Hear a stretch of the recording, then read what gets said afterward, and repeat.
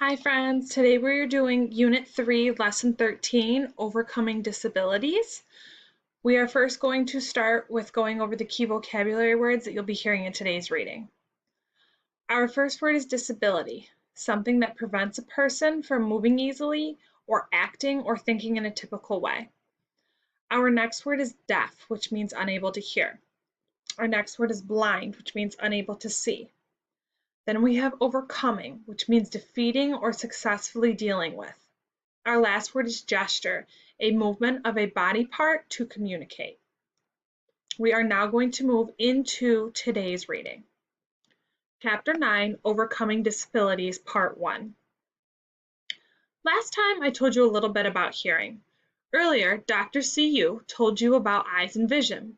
Today, I would like you to think about what it would be like if you couldn't hear or couldn't see. Millions of people live with poor hearing or with no hearing at all. These people are deaf. Imagine, if you can, what it would be like to be completely deaf. How would you know what other people are saying? After all, you could not hear their words. Many deaf people use sign language. Sign language is a way to communicate without speaking. One person makes signs with her hands that stand for words and letters. The other person sees the signs and understands the message. The two women in this picture are using sign language.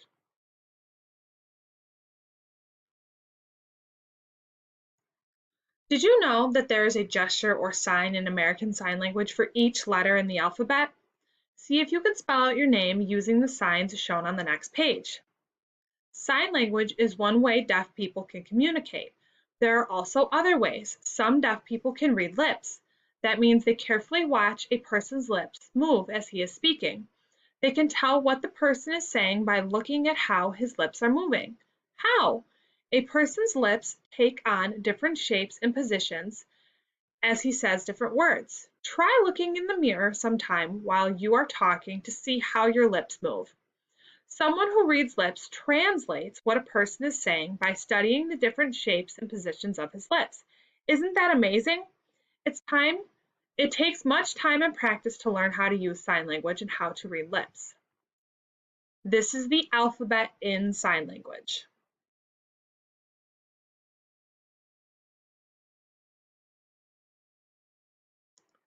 Now I'd like you to try to think what life would be like if you could not see, what it would be like to be blind.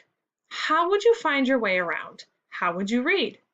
Blind people find ways to live with their disability. Many blind people use a cane to help them get around. By tapping in front of them, they can tell where there are walls. They can tell when they need to step up and when they need to step down.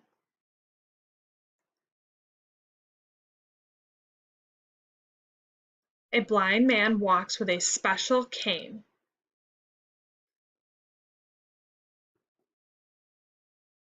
Some blind people use seeing eye dogs to help them get around.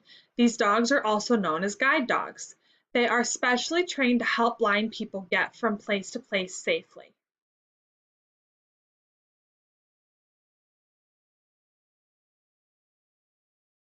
This is an image of a blind person reading Braille.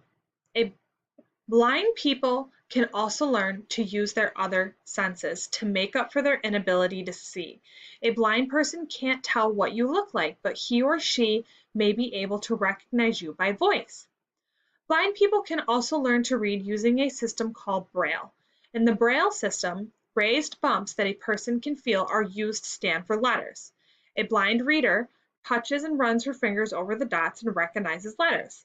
Then, she thinks of the sounds the letters stand for and blends the sounds together to read. Like lip reading or using sign language, it takes a lot of time and practice to learn how to read using Braille. Before we move on to Chapter 10, I want to go over the key vocabulary words you will be hearing in Chapter 10. Our first word is challenge, a difficult task or problem that requires extra effort.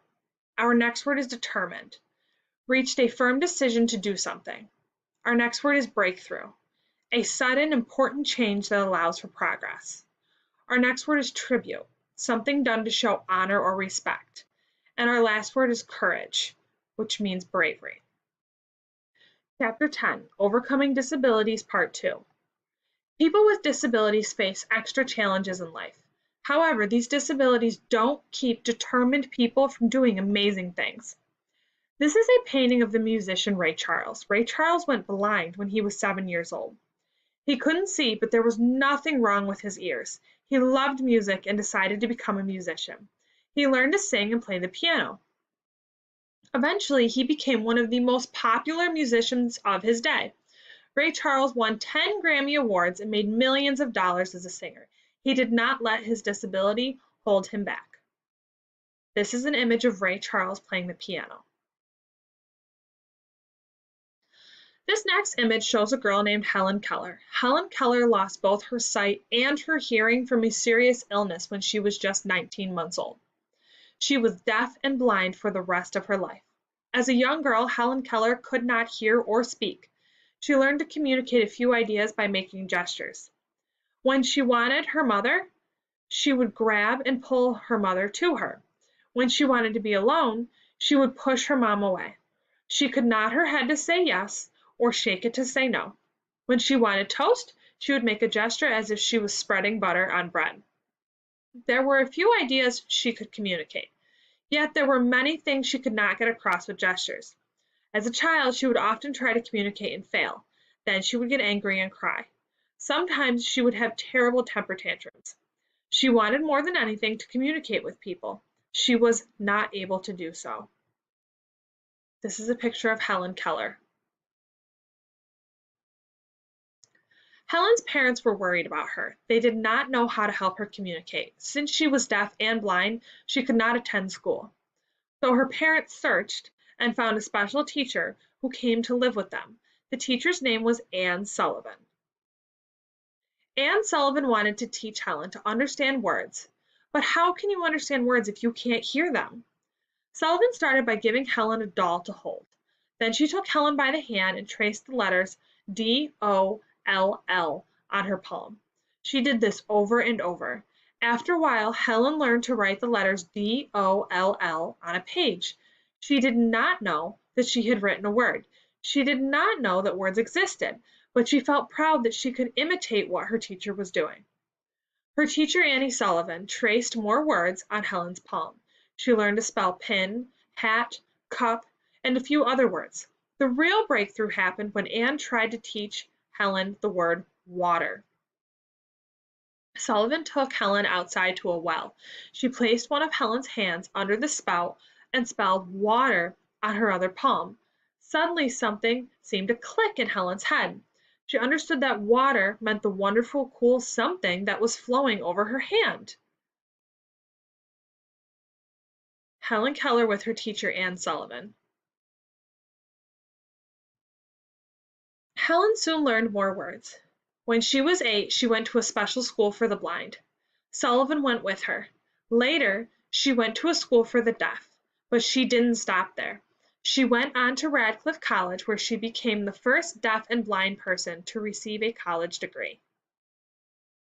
Helen learned to speak, and she learned to read lips with her fingers. She learned to read using Braille.